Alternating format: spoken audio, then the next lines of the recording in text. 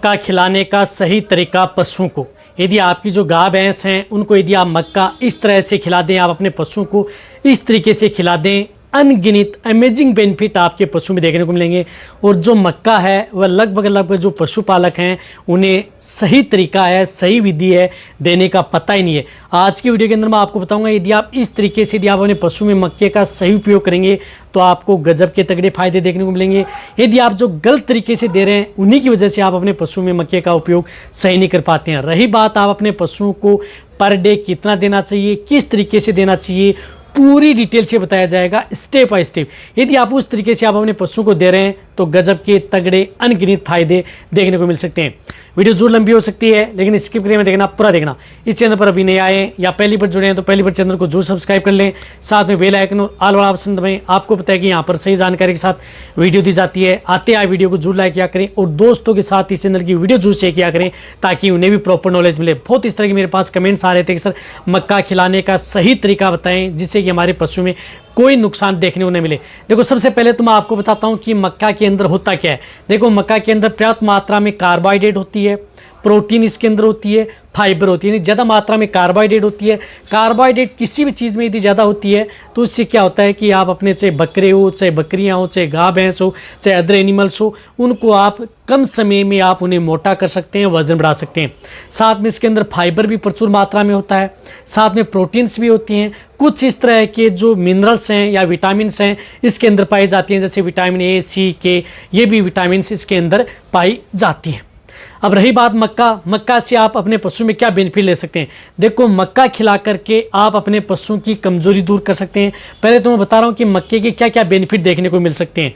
मक्के का उपयोग करके सही तरीके से आप अपने पशुओं को जिस प्रकार से कमजोरी दूर करना, पशुओं का वजन बढ़ाना, जिन पशुओं को यदि आप कम समय में आप मोटा तगड़ा करना चाहते हैं, वजन बढ़ाना चाहते हैं, अच्छी ग्रोथ करना चाहते हैं तो आप मक्का खिलाएं, आपका पशु कम समय में तैयार होगा।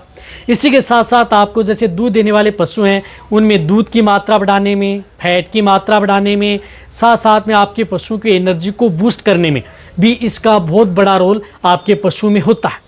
यदि आप अपने पशु में सही उपयोग में ले रहे हैं तो बहुत अच्छा बेनिफिट है। इसी मक्के को यदि आपने गलत तरीके से, यदि गलत विधि से यदि नहीं उपयोग ले रहे हैं तो उसकी वजह से आपके पशु में एसिडोसिस हो सकता है। रही बात इसके अंदर ज़्यादा मात्रा में फाइबर होने की वजह से आपका पशु में पाचन नहीं हो सकता, उसकी वजह से पशु में गैस, एसिडिटी, आफरा, इस तरह की शिकायत भी आपके पशु में देखने को मिल सकती है।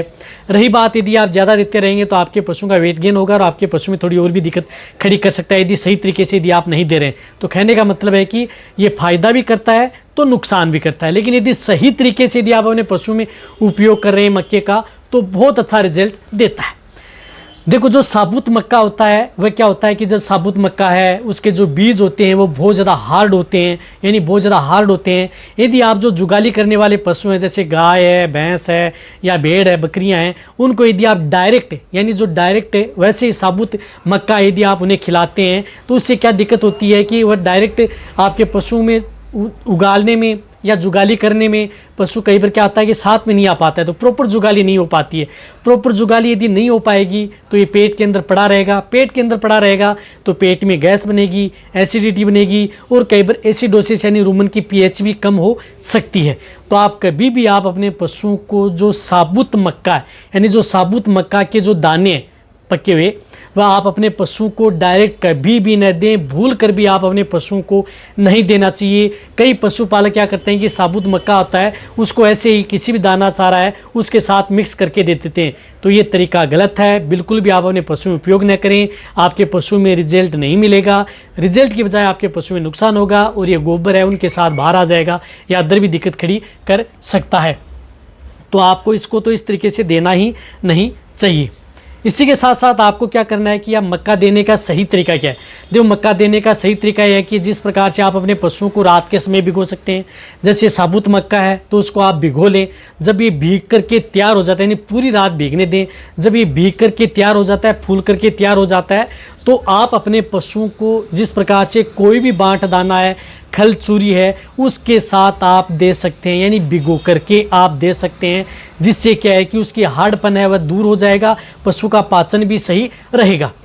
अब देना कितना है ये भी बताया जाएगा। तो आप अपने पशु को जितना भी अनाज दे रहे हैं उसका 30% यानी 30% आप पर डे आप अपने पशु को मक्का दे सकते हैं। तो कहने का मतलब है कि आप अपने पशु को पर डे 1 केजी से लेकर के 2.5 किलो तक आप प्रतिदिन मक्का का उपयोग कर सकते हैं।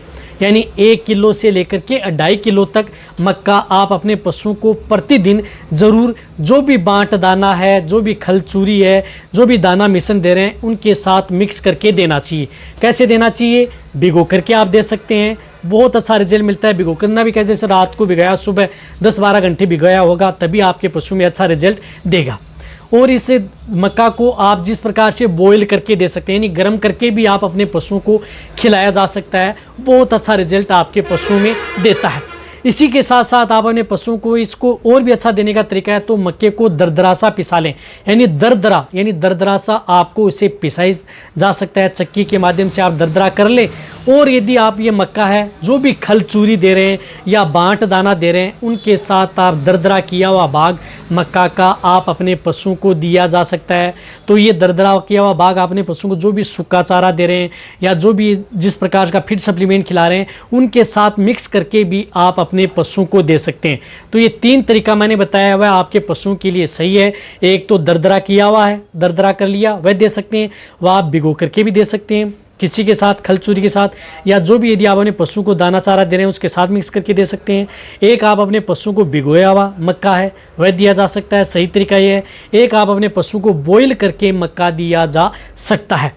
लेकिन मक्का आप अकेला उपयोग न करें, उनके साथ आप जिस प्रकार से मीठा सोडा आप अपने पशुओं में ज़रूर उपयोग करें, जिससे कि आपके पशुओं की रुमन की पीएच है वह सही बनी रहे। तो रुमन की पीएच है वह सही बनी रहेगी, अवतार से डाव नहीं होगा मक्के के साथ। तो आपके पशु में जैसे गैस है, एसिडिटी है, इंडाइजेशन से संबंधित है, पाचन से संबंधित इस तरह की शिकायतें आपके पशु में देखने को ही नहीं मिलेंगी। तो मक्का देने का जो मैंने तरीका बताया हुआ है, डोज मैंने आपको बता दी है, उस डोज से आप अपनी जो गाय भैंस हैं उनको इस तरह से यदि देंगे तभी आप अपनी गाय भैंस में अच्छा रिजल्ट ले सकते हैं। मक्का खिला करके आप अपने पशुओं को दूध फैट बढ़ा सकते हैं, मोटा तगड़ा कर सकते हैं, वजन बढ़ा सकते हैं, अच्छी ग्रोथ कर सकते हैं, कमजोरी कर सकते हैं, साथ साथ में आपके पशुओं का पाचन भी सही रख सकते हैं और कई तरह की बीमारियों से बचाया भी जा सकता है। तो मक्का आप इस तरीके से देना चाहिए। रही बात चाहे आपका पशु ताज़ा बेबी गाय भैंस हो चाहे प्रेग्नेंट हो, सभी तरह के पशुओं के लिए सेफ है, सुरक्षित है, पर्याप्त मात्रा में प्रोटीन्स फाइबर युक्त है, जो कि आपके पशुओं को बहुत ज़्यादा हेल्दी रखता है। तो यदि आप अपने पशुओं को यदि जो भी अनाज दे रहे हैं उनके साथ मिक्स करके यदि आप मक्का दे रहे हैं तो बहुत ही अच्छा रिजल्ट आपके पशु में देखने को मिलेगा। कम ही समय में आपका पशु तैयार हो जाएगा और आपको इतने बेनिफिट देखने को मिलेगा जो आप सोच भी नहीं सकते हैं। तो आप अच्छी तरह समझ गए होंगे। तो ये वीडियो सभी पशुपालक है या वेटरनरी है उन सभी के साथ ये शेयर कर दें ताकि उन्हें प्रॉपर नॉलेज मिले कि मक्का किस तरीके से देना चाहिए। इसी तरह से वीडियो देखते रहें। थैंक्स, धन्यवाद।